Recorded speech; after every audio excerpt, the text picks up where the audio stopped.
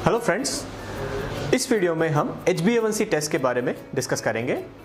HbA1c, जिसे glycosylated haemoglobin भी कहते हैं, वह 3 महीने का औसत शुगर हमें बताता है। इसका इस्तेमाल डायबिटीज़ की डायग्नोसिस में भी किया जाता है और उसके ट्रीटमेंट को मॉनिटर करने में भी किया जाता है। इनफैक्ट ये कहना गलत नहीं होगा कि ट्रीटमेंट को मॉनिटर करने के लिए तो ये गोल्ड स्टैंडर्ड टेस्ट है। अब डायग्नोसिस में इसका इस्तेमाल किस तरह किया जाता है? HbA1c अगर किसी का 5.7 से कम है तो वो नॉर्मल है, 5.7 से 6.4 तक प्री डायबिटीज़ है और 6.5 या उससे ज़्यादा डायबिटीज़ होता है।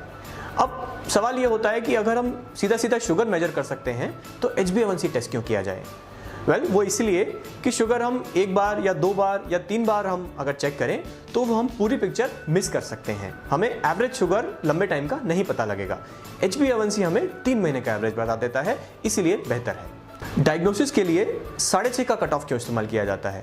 वो इसलिए कि दुनिया भर में जो डायबिटीज़ पर स्टडीज़ हुई हैं उनमें यह देखा गया है कि जैसे ही HbA1c 6.5 से ज़्यादा होता है वैसे वैसे डायबिटीज़ के कॉम्प्लिकेशंस जैसे कि डायबिटिक आई डिजीज़ और डायबिटिक किडनी डिजीज़ की शुरुआत हो जाती है। तो जिस पॉइंट पे इन कॉम्प्लिकेशंस की शुरुआत होती है उस पॉइंट से हम डायबिटीज़ की डायग्नोसिस करते हैं, वो पॉइंट 6.5 है। अब HbA1c का दूसरा इस्तेमाल है उसके ट्रीटमेंट को मॉनिटर करने के लिए। हम कितना HbA1c रखें कि डायबिटीज़ से संबंधित कॉम्प्लिकेशंस ना हो।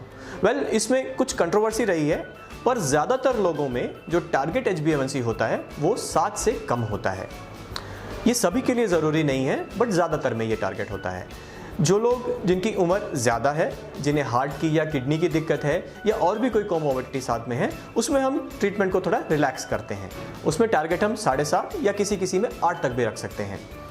इसके कंपैरेटिवली कोई यंग इंडिविजुअल है, जैसे कोई 35 साल का है या 40 साल का है, जिसे डायबिटीज़ है और साथ में कोई और दिक्कत नहीं है, अदरवाइज हेल्दी है, उसमें हम शुगर ज़्यादा अच्छा कंट्रोल करना चाहते हैं और टारगेट को थोड़ा और कम रखते हैं। उस केस में हम टारगेट 6.5 से कम भी रख सकते हैं। सो टारगेट इंडिविजुअलाइज्ड होता है, हर किसी में एक नहीं होता है। HbA1c 3 महीने का औसत शुगर बताता है। इसका इस्तेमाल डायग्नोसिस में भी किया जाता है और उससे ज़्यादा ज़रूरी इसका इस्तेमाल ट्रीटमेंट को मॉनिटर करने में किया जाता है। Thank you.